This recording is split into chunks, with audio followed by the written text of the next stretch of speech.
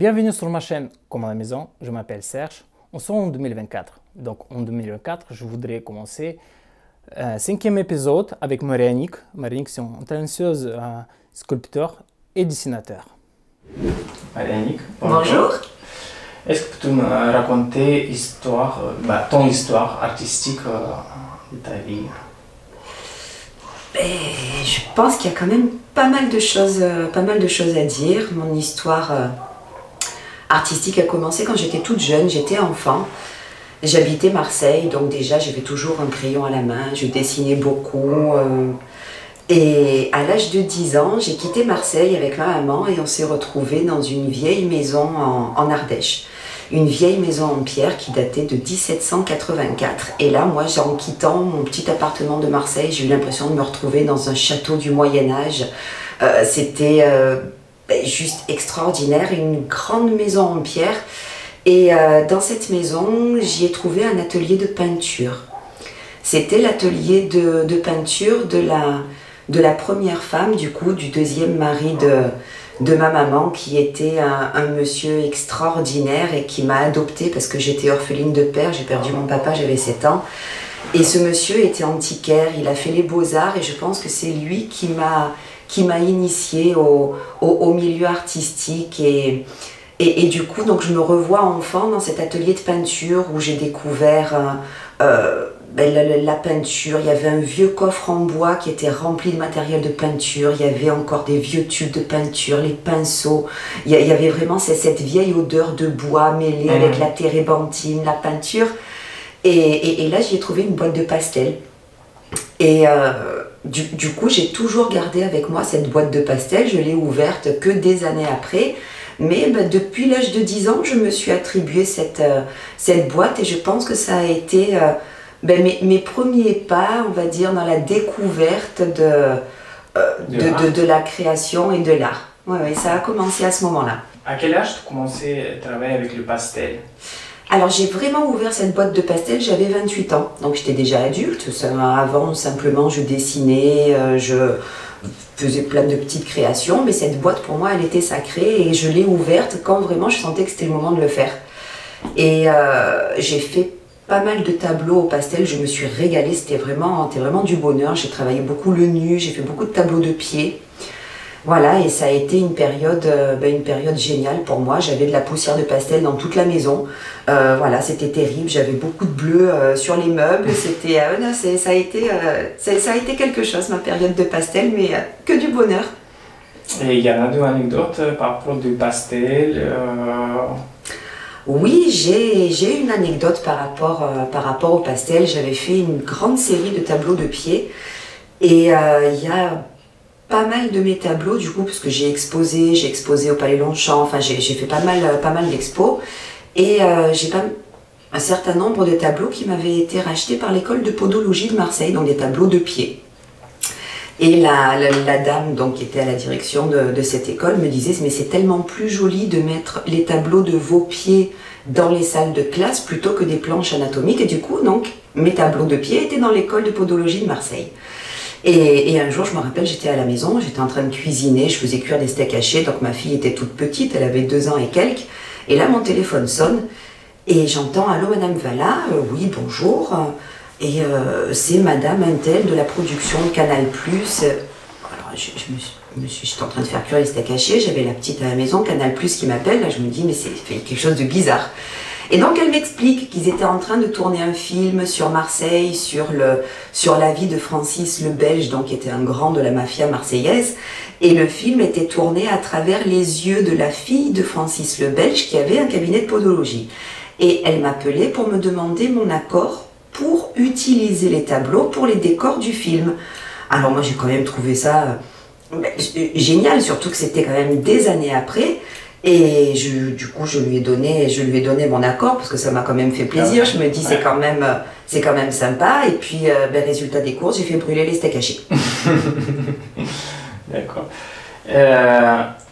Après le pastel, vous changez de style Oui, j'ai travaillé le pastel pendant quelques années. Et le fait de voir que j'avais vraiment toujours les mains dans la matière, je travaillais vraiment mes œuvres avec les mains et j'ai eu envie de passer du 2D au 3D. Et là, j'ai attaqué le modelage, la sculpture. Et c'était génial de pouvoir, de pouvoir déjà donner vie à un morceau de terre et en faire. Je faisais quand même beaucoup de corps humains et des visages. J'ai fait le portrait de Frida Kahlo, de Dali, enfin, et je me suis régalée. Donc j'ai travaillé pendant un moment la terre, voilà, et notamment le grès. C'était une matière que j'aimais beaucoup travailler. Et ensuite, j'ai attaqué aussi la taille de la pierre. Je me suis dit, tant qu'à faire, hein, après le pastel, après le modelage, la terre, et on va attaquer la pierre. Et du coup, j'ai fait quelques œuvres aussi en pierre et c'était génial. Je me régalais. Bon, là, c'est pareil, hein, j'avais aussi beaucoup de poussière dans le salon. J'avais voilà, le ponçage de la terre, j'avais des morceaux de pierre, mais c'est pas grave. Je suis toujours allée au bout de mes envies. Je suis diplômée en tant que conseillère en design d'espace et décoratrice d'intérieur. D'accord. Alors j'ai fait plusieurs expositions, notamment dans les jardins du Palais Longchamp, parce qu'à l'époque, tous les ans, c'était au moment du printemps, il y avait une expo qui était géniale au Palais Longchamp à Marseille, dans les jardins. Ça s'appelait le Salon des peintres et sculpteurs. Et du coup, j'ai exposé pendant quelques années les pastels et ensuite j'ai exposé aussi mes sculptures. Donc ça, c'était récurrent, c'était tous les ans, donc c'était génial. Il y avait plein d'artistes dans les jardins, sous les arbres, c'était magnifique. Et j'ai eu la chance aussi d'exposer mes sculptures au château Ricard à Sainte-Marthe. Donc là, j'avais tout le bas du château. Pour moi, ça a été une expérience magique, mais vraiment, c'était extraordinaire. J'avais 3 salles du coup à remplir avec mes sculptures, j'avais fabriqué les colonnes, enfin c'était une super belle expérience. Dans ton parcours artistique, est-ce qu'il y en a encore en plus, est-ce qu'il y en a quelque chose qui t'a changé ta vie par rapport de art? Un peu plus de 10 ans, j'ai eu la chance d'acheter un vieil appartement sur Marseille. C'était un appartement dans lequel il n'y avait rien qui avait été fait et retapé depuis plus de 50 ans. Donc c'était là, j'avais vraiment carte blanche pour la première fois de ma vie et je pouvais laisser libre cours à mes envies, à mes folies. Et bien évidemment, j'ai cassé des cloisons dans l'appartement.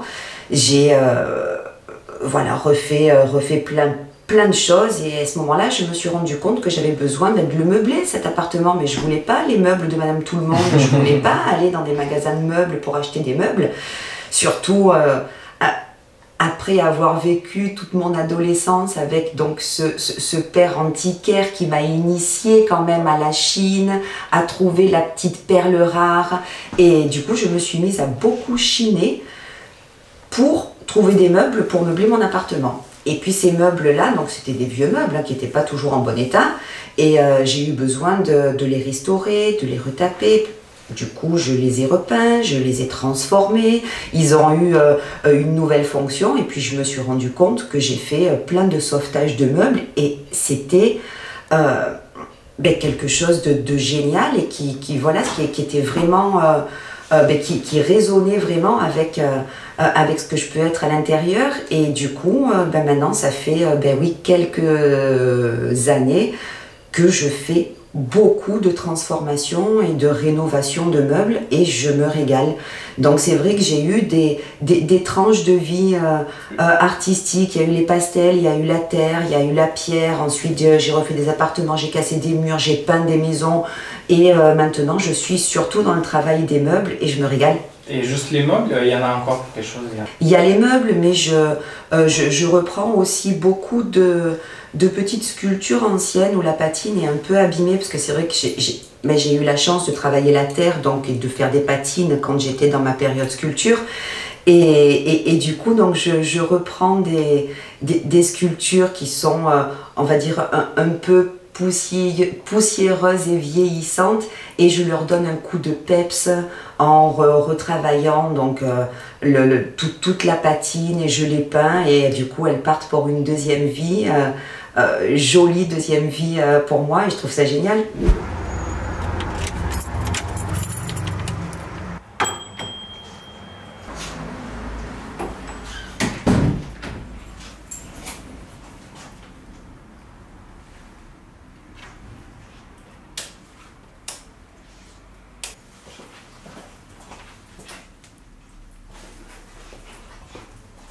Je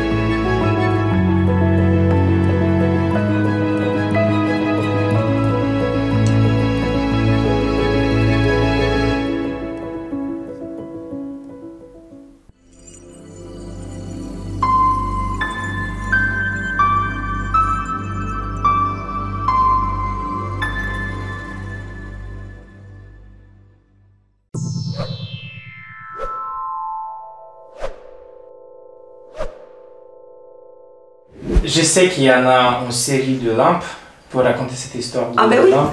Ah oui, oui, avec plaisir. C'est vrai qu'à un moment donné, c'était toujours dans mon fameux appartement que j'avais besoin de meubler. Je me suis mise à créer des luminaires. Donc je récupérais des vieux lustres en bronze dont plus personne ne veut. Donc je démontais complètement les lustres pour récupérer toutes les petites pièces. Et ensuite, ça me servait de base donc pour monter mes lampes. Donc généralement j'utilisais du bronze, j'allais récupérer du bois flotté, donc soit en Camargue, soit du bois dans les Alpes aussi. Et du coup je montais mes luminaires comme ça. Souvent j'incrustais du corail, j'incrustais de la turquoise, enfin voilà, c'était des créations qui permettent de mettre en valeur vraiment le travail des anciens qui est remarquable, tous ces fondeurs donc qui faisaient ces lustres en bronze dont plus personne ne veut. Et moi j'avais envie de les mettre à l'honneur. Et du coup, oui, j'ai fait toute une série de luminaires et je me suis encore régalée. J'ai une anecdote qui est quand même rigolote par rapport à un petit fauteuil que j'ai récupéré, un petit fauteuil bridge, mais qui était super joli. Donc j'étais à la recherche de jambes de mannequin, parce que je voulais accrocher des jambes de mannequin donc, au plafond. Bon, après ça, moi, je pars dans mes délires, donc je voulais accrocher des jambes de mannequin au plafond, comme si donc, une personne avait traversé le plancher et donc je cherchais, c'est pas évident à trouver quand même des jambes de mannequin. Et là, il y a mon mari qui était parti avec mon beau-fils pour faire une balade dans la colline. Il rentre à la maison et il me dit « Oh là là, tu sais pas quoi, j'ai trouvé tes jambes de mannequin, il y a une décharge sauvage dans la colline et il y a plein de jambes de mannequin. » Du coup, le week-end qui suit, nous voilà partis, toute la famille, pour aller récupérer les jambes de mannequin. Donc là, il y avait tout le monde, hein, les enfants, tout le monde, ma fille qui portait les jambes de mannequin. Et du coup, je récupère les jambes de mannequin. Et là, qu'est-ce que je vois dans la décharge donc sauvage? Un tas, enfin une montagne de meubles, de morceaux de meubles cassés, de planches. Et là, en haut de la montagne, il y avait le petit fauteuil bridge, mais juste trop mignon, qu'il fallait absolument que je récupère, parce que lui restauré, il va être juste magnifique. Alors du coup, Bernard me dit, ça va, je vais faire l'ascension de ta montagne de meubles et je vais aller récupérer le fauteuil. Donc il monte, il escalade, il récupère le fauteuil et il me redescend le fauteuil, on pose le fauteuil à côté de la montagne de meubles pour ensuite aller récupérer les jambes de mannequin. Il me dit, laisse-le là, on ne va pas le trimballer, les jambes elles sont un peu plus loin et on le récupérera au retour. On pose le fauteuil, je vais récupérer donc les jambes de mannequin avec les petits, donc tout le monde qui portait les bras et les jambes des mannequins. On revient et là, qu'est-ce que je vois? Un jeune avec tout un attroupement autour de lui, donc le jeune assis sur mon petit fauteuil bridge de mes rêves et des jeunes autour en train de faire brûler du fil électrique pour récupérer le cuivre. Ah, je me suis dit, mais non, mais non, enfin, c'était le mien, le petit fauteuil. Alors je vais le voir, je lui explique donc gentiment que c'est mon mari qui a récupéré le fauteuil qui était en haut de la montagne et tout. Et du coup, ça s'est super bien passé. J'ai récupéré mon petit fauteuil et donc je l'ai ramené à la maison. Je l'ai restauré. Et quand même, ce fauteuil, il a une histoire extraordinaire parce que c'est une amie qui a un hôtel 5 étoiles sur Val Thorens. Et elle me l'a racheté pour mettre dans son salon d'onglerie à Val Thorens. Donc il a quand même une histoire extraordinaire parce que je ne connais pas sa première vie. Moi je l'ai récupéré sur une montagne du meuble. Il y avait donc un jeune, les fils électriques, tout ça qui était en train de le faire brûler lui dessus. Et maintenant du coup il est dans un salon d'onglerie. Donc il a une histoire qui est juste extraordinaire. Ouais.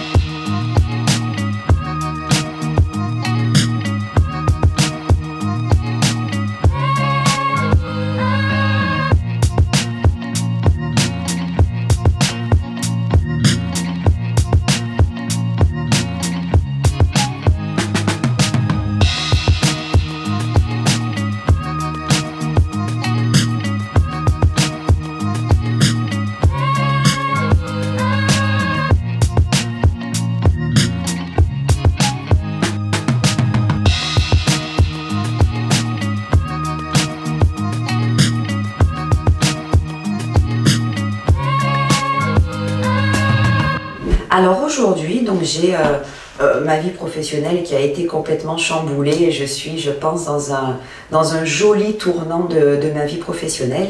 J'ai ouvert un magasin sur Aubagne, un magasin qui est un peu particulier parce que j'ai mis tout ce que j'aime dedans. J'ai fait ma salade et pour l'instant c'est une aventure qui est géniale et je suis super heureuse de la vivre.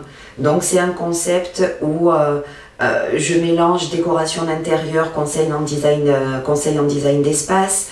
Il y a dans le magasin, donc c'est un concept store avec, donc, on va dire plusieurs axes.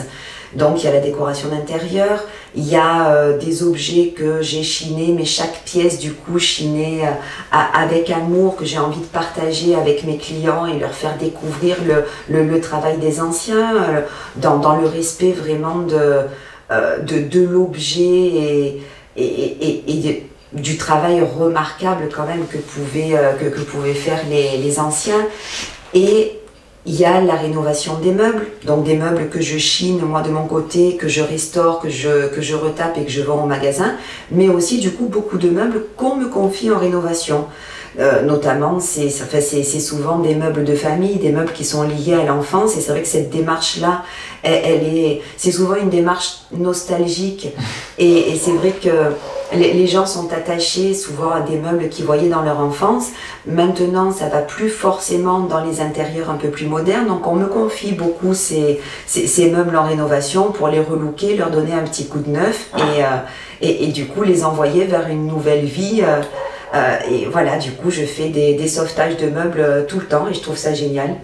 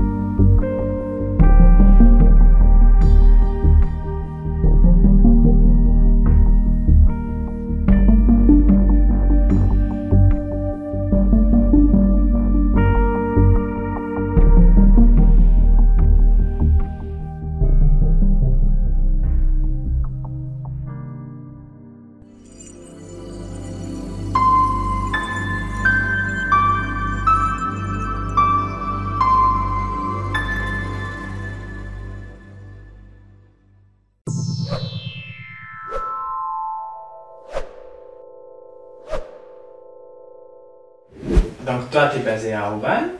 Donc, comment tu trouvais le place du magasin? Ce magasin-là, Ouais. alors c'est pas compliqué, ça a été un grand coup de cœur. Je me baladais dans Aubagne avec ma fille à la recherche, du coup, quand j'ai eu ce projet-là, donc j'ai cherché un local sur Aubagne. Et c'est pas évident de trouver des locaux sur Aubagne. Et du coup, on marchait le long de la rue de la République. Et là, je vois un magasin donc avec les rideaux tirés. Et déjà, il y a quelque chose qui m'a attirée vers ce magasin. Donc, rideaux tirés. Hein. Toutes les deux, on commence à regarder comme ça, donc à travers. Et là, j'ai ressenti quelque chose de très fort. Et je me suis dit, mais c'est là. Je pense que c'est vraiment ici qu'il faut que je sois. Je regarde ma fille qui, elle, a une sensibilité qui est très développée. Je lui dis, Wayane, qu'est-ce que tu en penses à ton avis? Et donc elle regarde et elle me dit, ben maman, elle me dit, évidemment, c'est là. Je fais des recherches pour essayer de trouver à qui appartenait ce local, ici et là, et donc j'arrive à trouver. Et là, donc la propriétaire du local, qui est une dame adorable qui a... dans les 80 ans, me dit que son beau-père, donc il y a une centaine d'années, quand il avait 15 ans, il est rentré comme apprenti dans ce magasin qui était donc à l'époque un magasin de peinture. Et quand elle m'a raconté du coup l'histoire de son beau-père, donc le magasin de peinture, et je me suis dit mais il y a vraiment un sens à tout ça. Et quand moi j'ai amené mes pots de peinture, parce que j'ai mon atelier aussi du coup dans le magasin où je fais toutes mes peintures, les patines des meubles, et quand j'ai installé donc tous mes pots de peinture, tous mes produits, je me suis sentie vraiment en accord avec moi et en accord avec le lieu, et certainement avec un petit bout de l'âme du coup de ce grand-père qui pour moi est toujours avec moi dans le magasin. Et c'est vrai que je le salue tous les matins quand j'arrive au magasin et je lui dis au revoir tous les soirs quand je quitte le magasin, et je trouve que c'est une super belle histoire. Donc merci invité chez toi. Donc franchement c'est un joli décor. Franchement c'est... Waouh. Il y en a un petit cadeau. Je voulais faire un petit cadeau. Voilà. Oh, mais merci beaucoup. Merci beaucoup. Alors, le foyer par Henri Bordeaux de l'Académie française. Maya, alors il n'est pas tout jeune celui-là. Bon, merci en tout cas. Et du coup, à la prochaine fois.